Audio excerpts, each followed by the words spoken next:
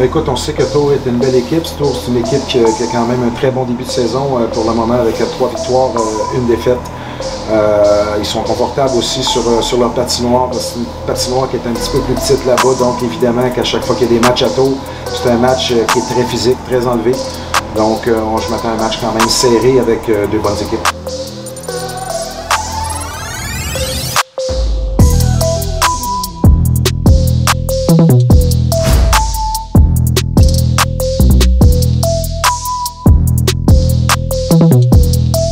On joue la 5e journée de Division 1 ce soir à Tours et les Corsaires de Nantes qui se sont imposés face à Neuilly-sur-Marne le week-end dernier voudront confirmer leur bonne forme et ça passe par une victoire dès ce soir sur la glace tourangelle.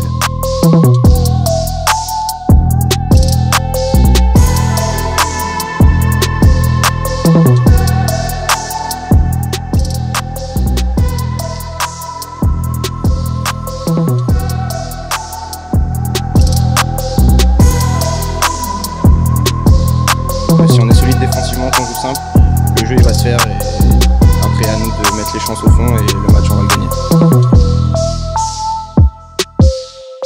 Ça envoie les troupes, c'est parti Bastien. Dès que Tours touchera le palais, elle sera sifflée, attention, belle occasion et but. Magnifique but là en contre avec un joueur de plus. Il leur donne une totale confiance pour prendre leur marque. Avec ces passes là du revers. Un but, superbe but, mauvaise passe. C'est Makela là qui a balancé un back and brouette en plein milieu de la zone. Premier tiers ça va être Jeunesse ici à la pointe. Jeunesse qui donne à. On va pas les dévier. Oh là là là là, super but encore à 3. Jeunesse pour son ailier à gauche ici.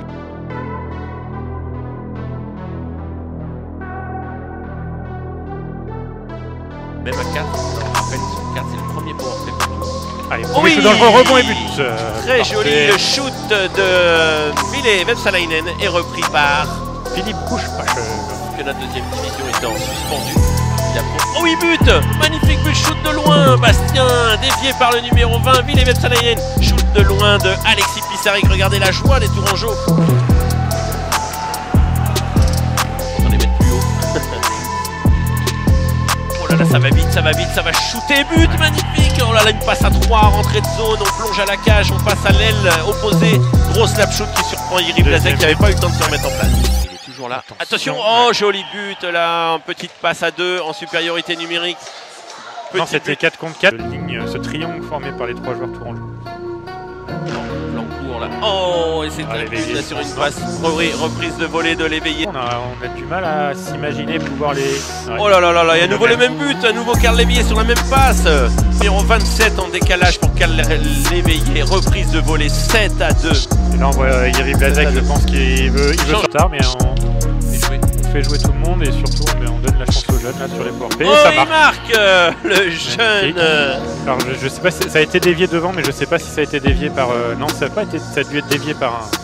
Il va nous le dire. Ils vont d'ailleurs. Ça a dû être dévié par un Nantais parce qu'on a Philippe Couche-Bacher qui a été rattrapé le palais pour l'offrir à ce jeune qui marque son premier but.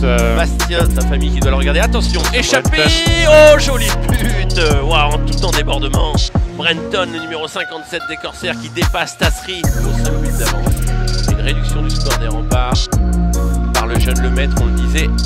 Attention, mais tout de suite. Oh là là, et un 9e but ici pour les Corsaires. Bastien sur une domination totale. Fin de match.